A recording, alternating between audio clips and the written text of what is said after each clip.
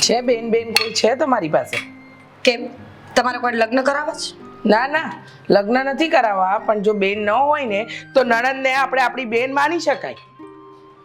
મમ્મીજી, ઉકળવાને ઝઘડો કરવા આવ્યા હોય ને તો રહેવા દેજો. સવારની ઘરના કામ કરી કરીને એકદમ થાકી ગઈ છું. મગજ છે ને ફરેલું છે મારું અત્યારે. મગજ છે ખરું?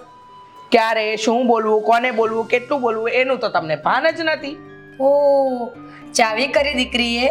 દુઃખ લાગ્યું મમ્મીને તો બોલો, વાંધો નહીં. શું બોલ્યા તમે? નેહારે શું કીધું તમે? એમ જ કે છોકરાઓ સાથે વાતો કરો છો એની કરતા બેટર કે કામ કરવા લાગો.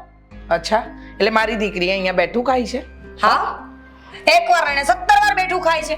કામ કરે છે કઈ? તો તમારે તો એનું કામ નથી કરવું પડતું ને, તો શું કામ મારે ઘડિયા એની પાછળ પડી ગયા છો? આ એના બાપનું ઘર છે, એને ફાવે ને ત્યાં સુધી અહીંયા જ રહેવાની છે. અને રહી વાત, આ ઘર નથી તમે બનાવ્યું કે નથી તમારા ધણીએ બનાવ્યું, સમજી ગયા? એટલે જે રીતે તમે નેહા સાથે વર્તન કર્યું ને બીજી વાર નહીં કરતા. મમ્મીજી, ઘરનો એટલો બધો શોખ હોય ને, મોહ મારી નાખતો હોય ને આપણને, તો ગગાના લગ્ન કરાવવા જ ન જોઈએ. ના કોઈ વહુ આવે કે ના કોઈ ભાગ પડે.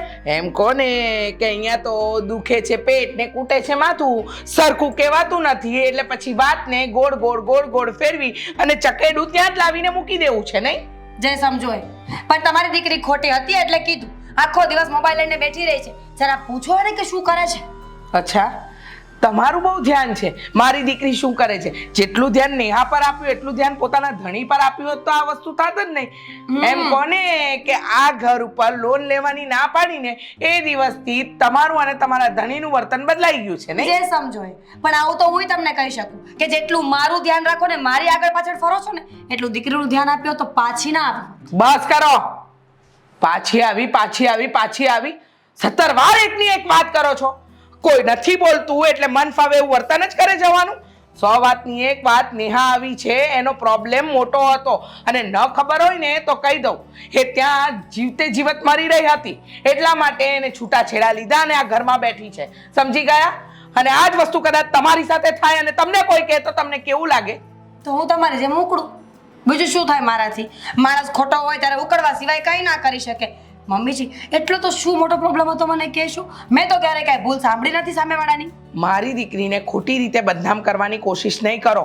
હા, છોકરાઓ સાથે વાત કરે છે, ફોન લઈને બેસે છે, આ છે તે છે, અને જે પ્રોબ્લેમ હતો ને એ અમે મા બાપ તરીકે સ્વીકારી લીધો છે, એટલે તમારે એનામાં ડબકા મારવાની કોઈ જરૂર નથી. હું તો બોલીશ.